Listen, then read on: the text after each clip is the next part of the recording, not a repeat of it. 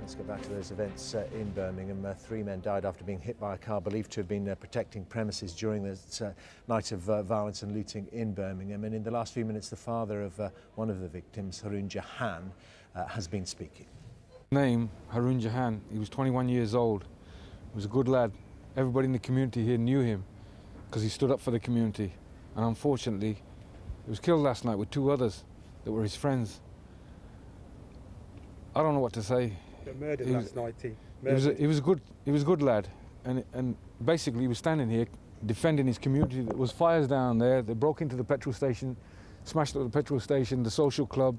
They beat up a few of the people around here, and because he's a young chap, he was inclined to join the community of all the locals around here. Everybody was on the corner, and the car come out of nowhere for God knows what reason. You know, yesterday... And something happened, and all I know is that I was standing local here, and the accident took place, what, 100 yards away from me? I heard the thud, ran around, and I seen 3 people on the ground. And my instinct was to help the 3 people. I didn't know who they were, who'd been injured. I helped the first man, and somebody from behind told me that my son was lying dead behind me. So I started CPR on my own son. My face was covered in blood, my hands were covered in blood. Why? Why? Well, the guy who killed him drove directly into the crowd and killed 3 innocent guys. Why? What was the point of doing that? I don't understand. We're here defending the community of all the problems that are going on in the country. He was trying to help his community or the local community. It doesn't matter who you are. We're here to help everybody. And he's been killed. He was a good kid. He was a good kid. He was 21 years old. Everybody loved him in the community. Everybody knew him. He was a very well-liked kid. Nice lad he was. And you know, police not doing their job. You lose your son. I can't describe to anyone what it feels like to lose your son.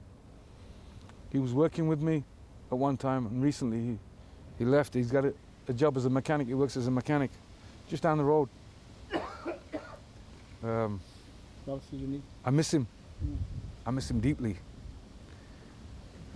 But like I said before, a day from now, maybe 2 days from now, the whole world will forget and nobody will care. That's all I have to say. Thank you.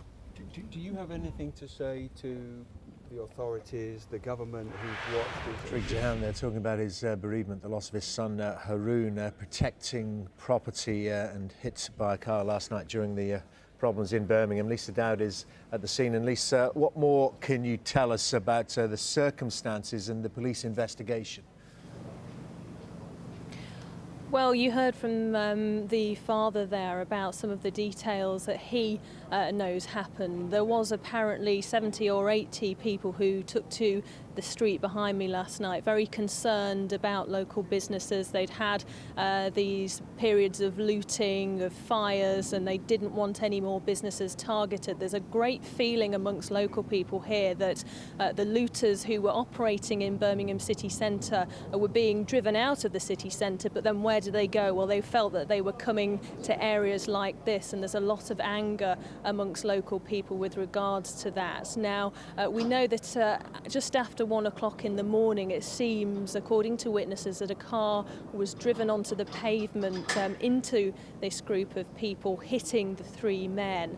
We know from the father that one of the victims was Haroon Tariq Jahan, who was just 21 years old, and also 2 brothers who also died in hospital.